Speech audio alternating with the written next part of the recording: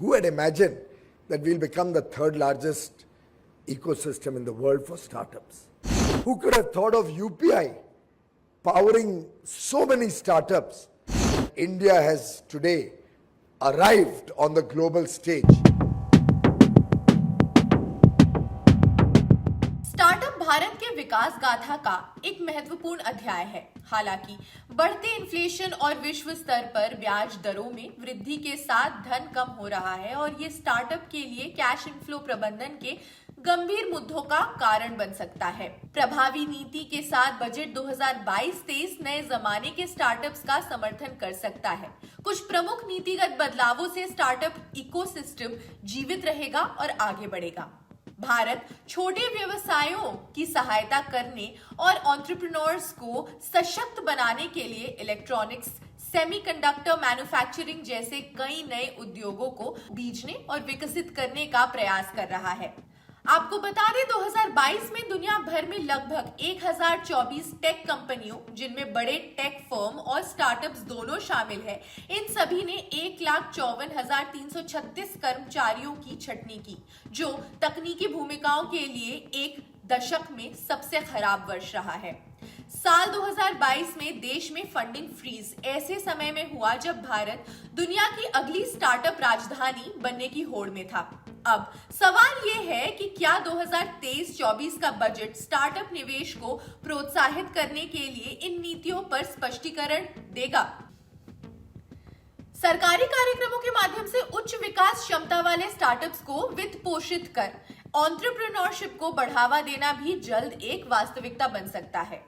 श्रम बाजार मूल्यवान कौशल सेट के हस्तांतरण के माध्यम से रोजगार में सुधार के लक्ष्य के साथ शिक्षा में एंटरप्रेन्योरशिप भी सरकार के एजेंडे में हो सकते हैं। कुछ रिकॉर्ड बताते हुए Lokendra Singh Ranawat, CEO of Wooden Street, ने इस तथ्य पर जोर दिया कि भारतीय स्टार्टअप्स के लिए सर्दी बहुत जल्दी आ गई थी, जब स्टार्टअप फंडिंग पिछले वित्तीय वर्ष की तीसरी तिमाही में सबसे कम हो गई थी। पीडब्ल्यूसी की एक रिपोर्ट के अनुसार भारत में स्टार्टअप फंडिंग 205 सौदों में $2.7 बिलियन थी, जो पिछले 2 वित्तीय वर्षों में सबसे कम है। ये स्पष्ट रूप से बढ़ी हुई डील मेकिंग सिलेक्टिविटी और निवेश प्रॉफिटेबिलिटी और विकास पर अधिक जोर दर्शाता है।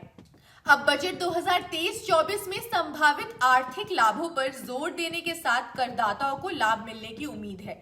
इसके अलावा सेवा वर्ग आने वाले बजट में लॉन्ग टर्म प्रॉफिट जैसे कि चिकित्सा, स्वास्थ्य सेवा, पेंशन भत्ता, सेवानिवृत्ति के बाद आदि की उम्मीद कर सकता है। इसके अलावा ये देखते हुए कि भारतीय अर्थव्यवस्था ने महामारी संकट के वित्तीय परिणामों से उभरना शुरू कर दिया है, वर्तमान सरकार समग्र आर्थिक विकास को बढ़ावा देने वाले बजट की योजना बनाने के मुख्य लक्ष्य पर ध्यान केंद्रित करे तो बेहतर है।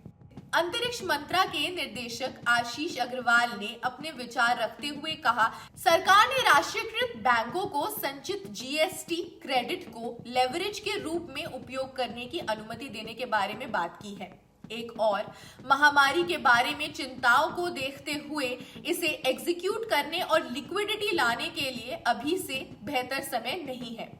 इससे न केवल एमएसएमई और स्टार्टअप्स को लाभ होगा, बल्कि ये बैंकों को पिछले 2 बजटों से कम उपयोग की गई क्रेडिट सीमा को तैनात करने की भी अनुमति देगा। इन नए युग के उद्योगों में भाग लेने और विकास को बढ़ावा देने के लिए एंटरप्रेन्योर्स और निवेशकों को आकर्षित करना और प्रोत्साहित करना महत्वपूर्ण है। कुल मिलाकर ये अपेक्षा की जाती है कि सरकार स्टार्टअप समुदाय की आवश्यकताओं के बारे में 360 डिग्री का विचार रखे और समुदाय के विकास का समर्थन करने वाले पूरे इकोलॉजी को विकसित करने पर आगे बढ़े।